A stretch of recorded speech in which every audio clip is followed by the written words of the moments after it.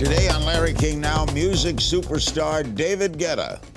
Fresh off his big performance at Coachella. At Coachella, Beyonce was backstage. Did you talk to her? What happened is that I dropped Hey Mama, which is my new single with Nicki Minaj. I dropped it and Nicki came on stage and came with Beyonce. On life inside the intense world of EDM. In our music, at the beginning, what was mostly important was the beat. So fans would produce more the guy that would make the beat, produce the music, than really who was singing. Plus, and they could see my shows that it was like full of energy and happiness and crazy and sexy, and they wanted to be part of it. And that's how it started. All next on Larry King Now.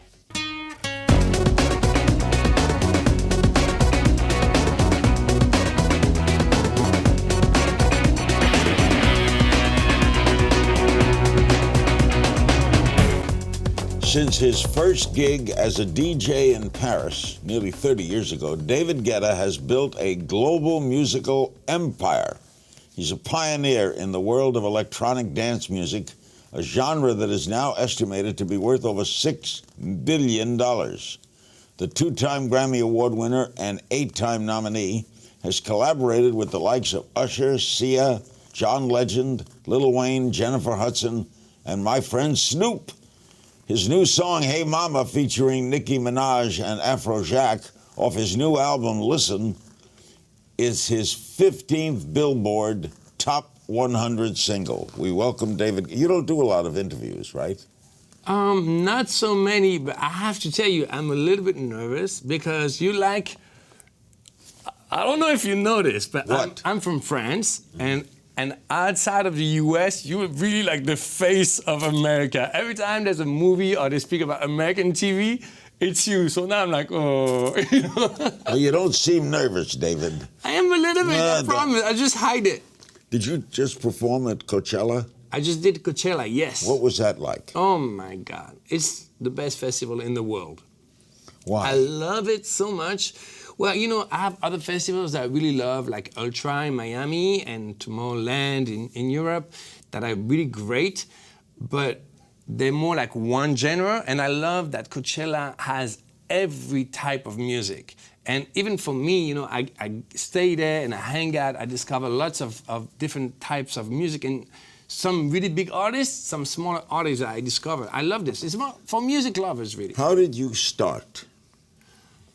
Well, that's a long story. It was a long time ago, but what I can say, I was a bedroom DJ, you know, like after school I would train in my room, scratching and mixing and all of this. Were you ever a radio DJ? Did you ever go on the radio? Oh yeah, I had a radio show, yes. That's when I was 15, I think. Queuing records, right? Yeah, and yes, I was there. But how did you make it a life's profession? Well, I first started as a normal DJ, resident DJ, and then I did something that was new, because at the time, it's crazy to hear this today, but at the time, DJs were playing the clubs from the record. And I started to come with my own records at the club, so my music was different from anybody else, and I got a reputation. And then one day, I started to create my own music, and that's what made the difference, so that I get famous internationally outside of, only Paris. Where was your big break? Was there a place you performed? How did the world get to know you?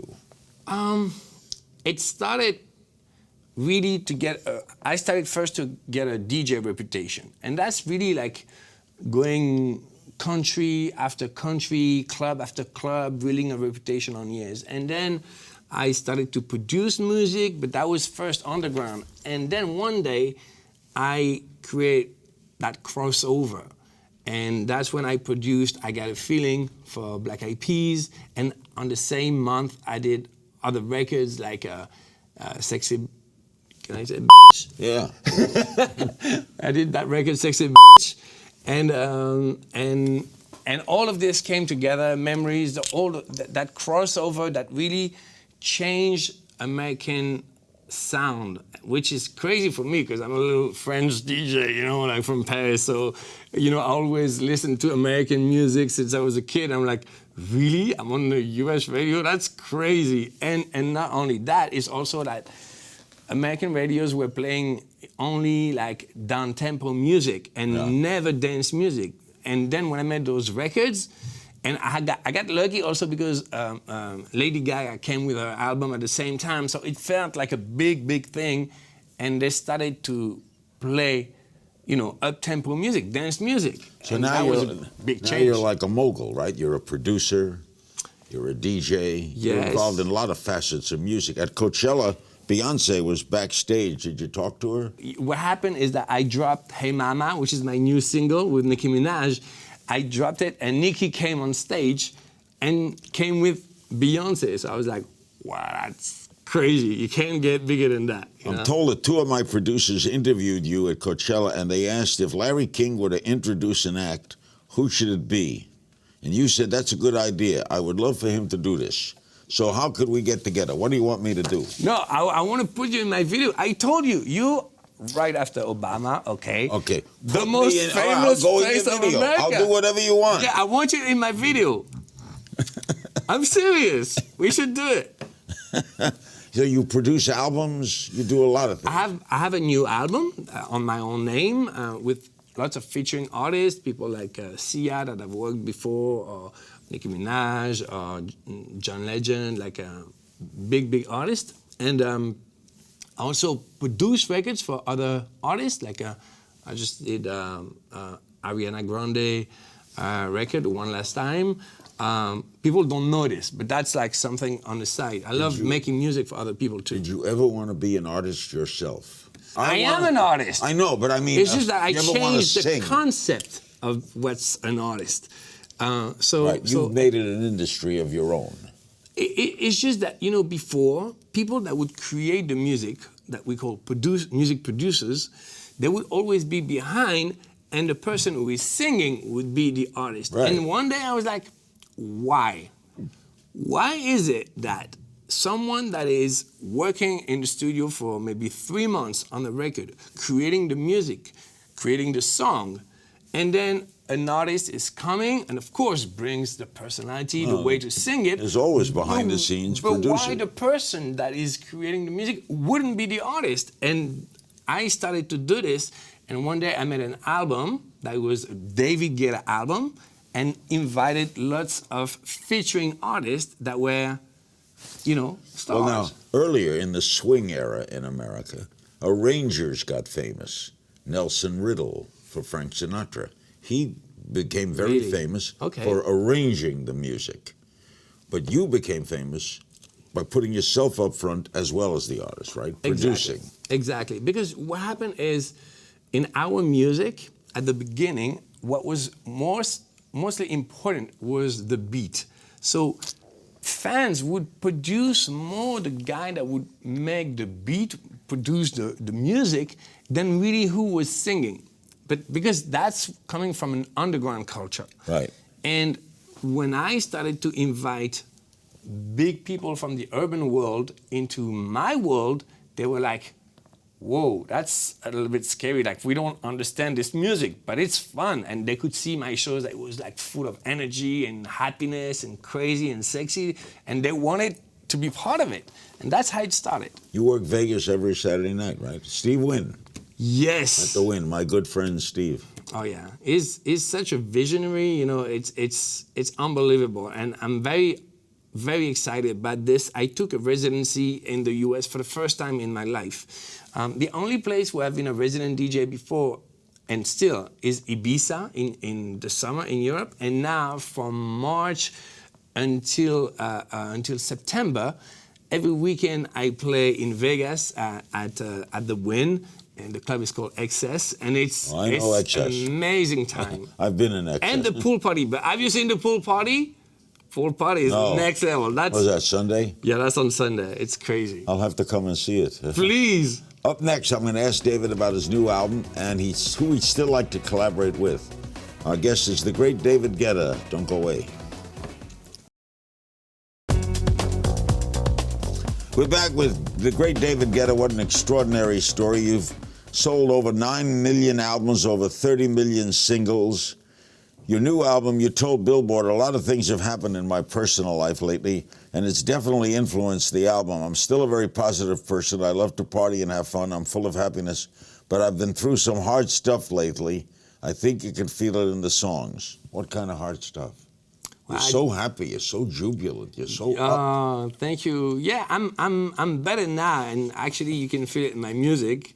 Yeah, I've been through a divorce after 25 years, so it was a little tough, very tough. And I had a year, so the beginning of my album, it was just like me, instead of doing party beats, you know, I just wanted to write songs with somber, you know, just more like emotional music, you know, and I did it. So instead of starting with the beats, I started with the songs, and just in a traditional way, more like chords and songwriting, and then turned it into dance records. And there's a lot of this in the album, but there's also, of course, because I'm a DJ and I'm a positive guy, you can say it. But I also have records like Hey Mama that are just like. Were you ever musically trained?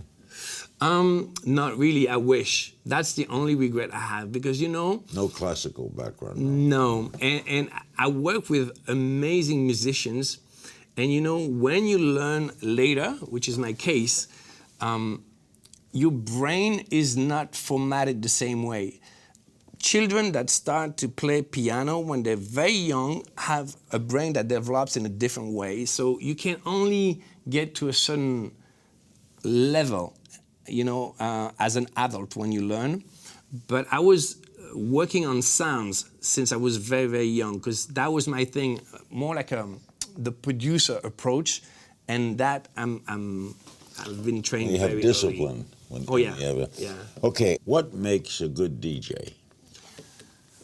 Oh, okay. What makes a good DJ, I think, is to be able to rock the crowd, but with your own style. Because if you're gonna be just a crowd pleaser, everybody can do that, you know? You're not gonna get special because you just play all the hits, you know? So you're a performer too. But you have to. You work the crowd. You have to work the crowd, you have to do it with your own type of music, and you have to, yes, be a performer, I guess. And also, now the only way to be famous internationally outside of the reputation you can get in your city is to create your own music, because that's where everything changed. It's like DJs used to play other people's music. Then it's limited. Of course, you know, you're gonna get a good reputation. There are still DJs doing that, right? Of course, and I have lots of respect for them. Resident DJs, they do an amazing job. But if you want to get famous, if you want to sell tickets on your name, the only way is to be like a rock band or like a hip hop band and create your own music so people want to go see your concerts. At electronic dance music events, like, is there a lot of party drugs? Is that part of the scene? I would say it was at the beginning. I don't think it is anymore. No. You know, because this music now touches everybody. So, you know, like every genre of music. Okay, would you say that everybody that listens to a record from Bob Marley is smoking weed? Of course not, you know? But maybe at the beginning, when they started with reggae, it was part of it. So same, you know, in 88, when it was like the explosion of acid house, it was also the explosion of ecstasy. It was the beginning. But that was like levels out. Such a long time ago, and now this music is everywhere, and you know, children are listening to it. 50 years old are listening to it. You know, it has nothing to do with drugs anymore. I interviewed Bob Marley, by the way. Oh my God! Up next, we're going to play a little game of If You Only Knew, and we'll get into it with David Guetta. Don't go away. We're back with David Guetta. He performs all over the world. What an incredible story, and he's marched through the fall. He is at the Wynn in Vegas. I'm going to go one of these weekends and watch him. Saturday night, and then Sunday at the pool. But you have to bring your bathing suit for the pool party. Okay. That's going to be fun. I'll be the oldest guy at the pool. You're friends with other EDM producers, DJs like Martin Garrix and Tiesto, is that it? Yes. Is there a competition among EDM artists? Do you compete? Okay, I tell you what it is we come from a background where we had such a hard time being recognized because medias would not pay attention to us, radio would refuse to play us. So my culture was like, okay, let's try to look bigger than what we are. So, you know, the more successful people, the better and stronger we look. Yeah, so it's I get not it. coming from, you know, like in hip hop, they always like barrel each other. We're not like this. We're more like positive people and we Did wanna... they? Is it true Tiesto and Martin Garrix crashed their yacht into your boat pier in France? And you thought it was true. funny? Yes, it was very fun. It was very crazy. It was very fun. You have a pier? So you know what happened? There's this guy, David Guetta, he has a club in Miami that is really good. And he came as a surprise to visit me in my house in Miami. And actually, it's a house I was renting. And he came with Tiesto and Martin Garrix, and they were also excited to surprise me, honking, oh, hey, David. And I go out, I see the boat coming, I'm like, no, this is not gonna happen. They just didn't stop. Hit the pier. And yeah, and while I was... In Miami? Yes, and they were like with a bunch of guys from... This is funny to you. From Leave the Club, and I was with all my friends. We started to laugh, so crazy. So he put the music loud on the boat. We all jumped on the boat and kept on partying on the water on the boat. And, you know, it was like the funniest moment. And then when I came back, the owner of the house was there. The builder was there. Everybody was there. I'm like, bad. how do you know? The guy said, it's everywhere on the internet. Of course I know. So this is what it's going to cost you guys. I'm like, oh, okay. That was it was fun, but a little expensive. I get it, David. You could afford it. But they could afford it too. David Guetta, we're going to play a little game of If You Only Knew. I just throw some questions at you. You remember the first girl you kissed? Yes. What was her name? Oh, this I don't remember. I was 9. 9. In Paris? In France. I was on holiday. Yeah, like a Somewhere. kid's holiday, you know? Yes. Pretty good. Forgetting Vegas, what's your favorite city to perform in? Ibiza. Where is that? Ibiza is in Spain. It's like the mecca of dance music since... Really? Oh, yeah. Ibiza? Since the disco time. Is it near Madrid? No. It's near Barcelona. A crazy fan encounter. Have you had fans bother you? Anything crazy happen? Lots of crazy things. You know, people tattooing my music, the titles of name of my parties, or on their own. You know what was very surprising? What? Very surprising. When I made a record with Akon, I made a record because I'm such a good boy, and we were in the studio and we were writing, and he came with the idea of Sexy Bitch, that record we made, and I'm like, I don't know, it sounds a little disrespectful, and that's why in the song it says, without being disrespectful. And he's like, David, you don't get it. You don't understand women, which was true because I was married to the same women since I was a kid. So I knew one woman, but, you know, and he was like, watch what's gonna happen. So I thought they were gonna hate on me. The result was the opposite. They would throw bras at me when I was on stage. I'm like, really? That's what this record does? And it's like, I've learned a lot from women's psychology. Would they throw panties too? It happened. David, you've got a good life. Who's a young EDM artist you're impressed by? Well, there's a young one, Martin Garrix, that is really impressive because he's only 18. He's already a star. 18? Yeah, it's kind of crazy. And actually, when I was at Coachella, I discovered people they call Flostradamus, and they do that. It's like, yeah, Flostradamus. And I never saw them on stage before. I was really, really impressed. And I think Coachella is amazing about this, that you can discover new people like this.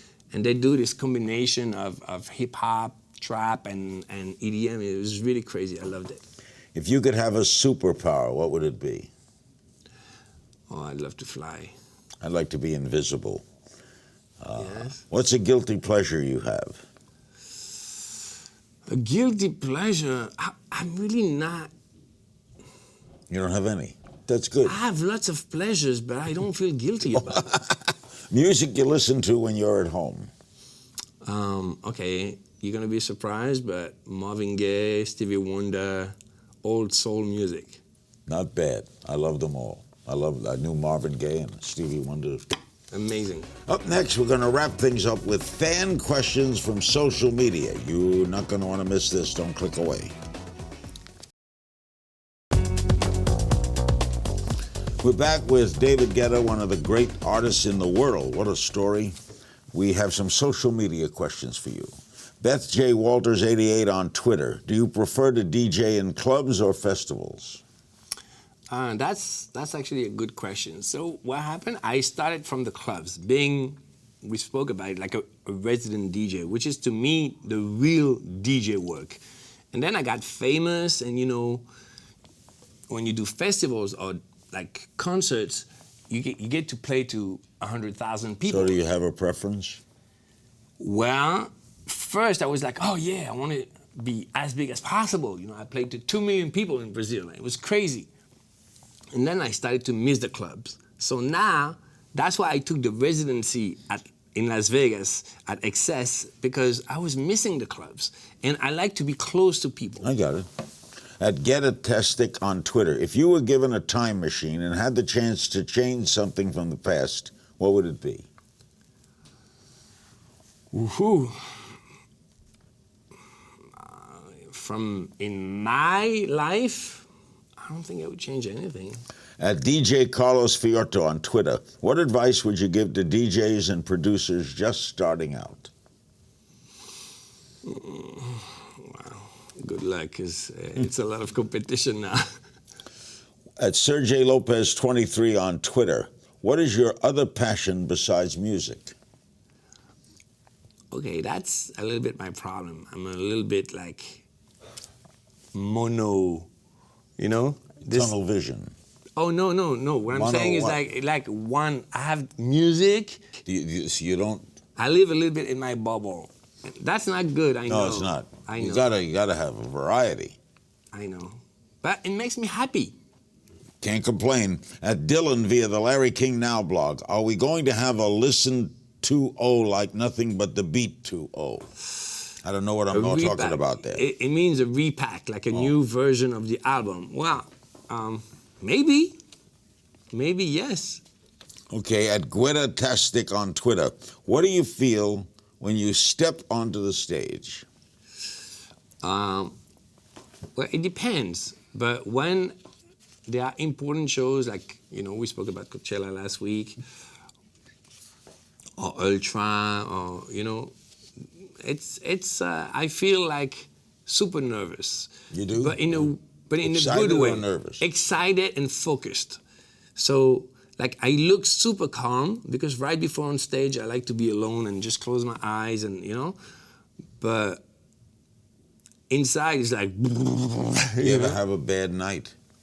Of course, everybody does. I'm sure you have bad shows too, even though you're the best. Jane Petrowski via Larry King Now blog. How does it feel when you wake up every morning and know that almost the whole world knows about you? I never think of this. I don't either, but you pinch yourself, don't you? You never thought this would happen to you? Oh, no, never. Never. I promise you, I always felt like I have nothing of a star.